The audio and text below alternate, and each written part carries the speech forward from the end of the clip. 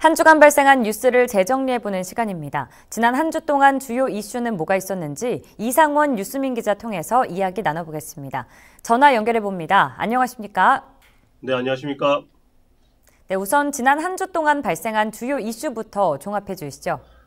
네, 첫 소식은 코로나19 영국 변이 바이러스가 대구 지역 전반에 퍼지는 양상을 보인다는 소식 살펴봅니다. 두 번째는 국민의힘 당권 주자들이 대구를 찾아 민심 잡기에 나섰다는 소식 살펴보겠습니다. 마지막은 법원이 영풍조련소에 대한 경상북도 조업 정지 처분 취소 일부를 취소했다는 뉴스를 짚어보겠습니다. 유흥업소 코로나19 집단 감염이 영국 변이 바이러스로 확인이 됐는데 대구 지역 전반에 영국 변이 바이러스가 번지는 양상이라고요? 네, 전국적으로 코로나19 변이 바이러스 감염이 늘고 있습니다. 대구 역시 영국 변이 바이러스가 검출되는 지역 감염자들이 늘어나 당국이 긴장도를 높이고 있습니다. 대구시는 유흥업소 집단 감염, 달서구 대학생 집단 감염 외에도 이슬람 기도원 집단 감염, 동구 식당 모임 집단 감염에서도 영국 변이 바이러스가 확인됐다고 지난 30일 밝혔습니다. 최영호 행정부시장은 전반적으로 영국 변이가 퍼져 있는 것으로 판단하고 있다고 설명했습니다.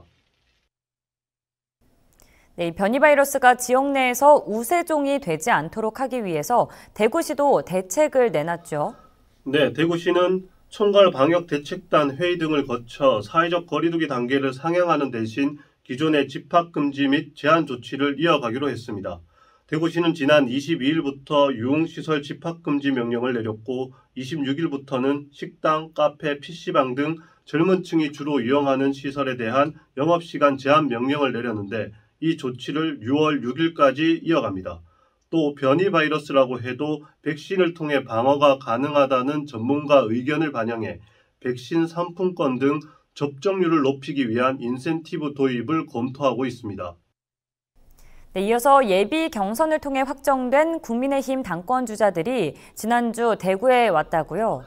네, 국민의힘 당권 주자들이 하루가 멀다 하고 대구를 찾고 있습니다. 28일에는 경북 도당이 주최한 당직자 간담회 참석을 위해 이준석, 나경원, 조호영, 조경태, 홍문표 후보 등 당대표 후보 전원이 대구를 방문했습니다.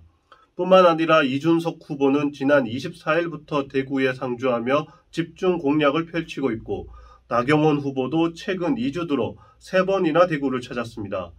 여론조사와 당원조사에서 1, 2위를 다투는 두 후보는 28일 간담회를 전후해 기자 간담회도 열어서 상대방에 대한 견제도 잊지 않았습니다. 마지막으로 봉화 영풍재련소에 대한 경상북도 조업 정지 처분 일부가 법원에서 취소됐다고요?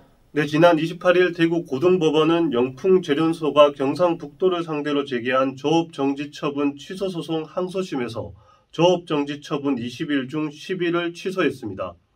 법원은 영풍재련소 방류수에 대한 시험 성적서에 오류가 있어서 배출 허용 기준을 초과하지 않았다는 영풍재련소 주장을 받아들여 배출 허용 기준 초과를 이유로 한 조업정지 10일을 취소한 반면 방류수가 무단 배출됐다는 점은 인정해서 20일 조업정지 처분 중 10일만 인정했습니다.